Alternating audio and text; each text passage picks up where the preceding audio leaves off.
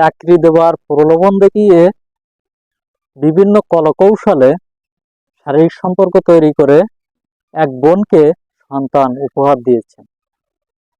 আমি নামটা স্পষ্ট করে বলতে চাই না, আপনারা টিভি নিউজে দেখেছেন। এরকম আরো অনেকেই আছে যারা বিভিন্নভাবে সমাজের অসহায় নারীদের সুযোগ বুঝে তারা বিভিন্ন কানপড়া কথা দিয়ে মহিলাদেরকে আকর্ষণ করে এবং বিভিন্ন কথায় পেঁচে ফেলিয়ে তারা সুন্দরী মহিলাদের উপভোগ করতে চায়। সেই সকল ভাইদের প্রতি আমি দৃষ্টি আকর্ষণ রেখে বলছি, সাধারণ জনগণ অনেক সজাগ, কিন্তু আপনারা যে বিভিন্ন ছলচাতুরির মাধ্যমে এই কাজগুলো করছেন এটা সমাজের মানুষ বুঝতে পারছে। শুধুমাত্র আপনাদের অদৃশ্য ক্ষমতার কারণে সাধারণ মানুষগুলো আজ অনেক অসহায় হয়ে পড়েছে। তাই প্রত্যেকটি ক্ষেত্রে প্রত্যেকটি স্থানে সকল মা ও বোনদের প্রতি আমার অনুরোধ রইল, আপনারা চাকরির প্রলোভন পেয়ে বা মোটা অঙ্কের কোনো অফার পেয়ে একজনের কথায় বিশ্বাস করবেন না। প্রত্যেকটি মানুষকে আপনারা যাচাই বাছাই করুন, তারপর বিশ্বাস করুন।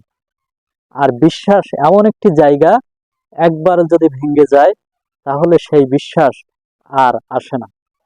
তাই প্রত্যেকটি ক্ষেত্রে প্রত্যেকটি স্থানে আপনারা যাকে তাকে বিশ্বাস করবেন না।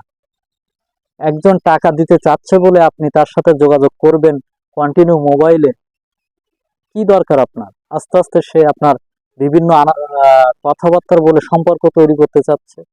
তাহলে এতটুকু যদি আপনি বুঝতে পারতেন তাহলে তো ওই ব্যক্তির সাথে আর সম্পর্ক তৈরি করতেন না। আপনি তো বুঝতে পারেননি, এজন্য এখানে গিয়েছেন। অনেকেই বুঝতে পারছে না, আবার অনেকেই বুঝতে পেরেও ফিরে আসতে পারছে না। তাই সকল মা বোনদের প্রতি আমার অনুরোধ, দুষ্টু লোকদের চক্রে আপনারা পড়বেন না। বিশেষ করে এসএসসি ইন্টারের ছোট ছোট কোমলমতি বোন ও ভাইদেরকে এই এক প্রকার চক্র, তারা চাকরি দেওয়ার নাম করে টাকা হাতিয়ে নেয়। অনেক সময় অনেকের জোরপূর্বে শারীরিক সম্পর্ক করে, ভিডিও ফুটেজ তৈরি করে রাখে, বিভিন্ন ভয়ভীতি দেখিয়ে একাধিকবার শারীরিক সম্পর্ক করে। এগুলো অহরহ ঘটছে, যেটি কেউ মুখ খুলছে আবার কেউ মুখ খুলছে না। তাই প্রত্যেক ভাই ও বোনদেরকে আমি একটা স্পষ্ট বার্তা দিতে চাই, যারা চাকরি করতে চান প্রত্যেকের নিজস্ব যোগ্যতায় ভিত্তিতে সঠিক নিয়োগ কিনা যাচাই বাছাই করে আপনারা পরীক্ষা দিতে চান। কোনো অসাধু ব্যক্তির মুখের মিষ্টি কথায় আপনারা ভুলে যাবেন না। যদি ভুলে যান তাহলে আপনাদের দেহটা তাদেরকে উপহার দিয়ে আসতে হবে। যেমনটা আজকের নিউজেও আমি দেখেছি, এক বোন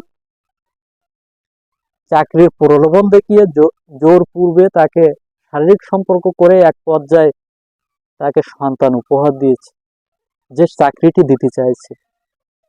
তাহলে এটি কিরকম ধরনের সম্পর্ক হয়ে গেল?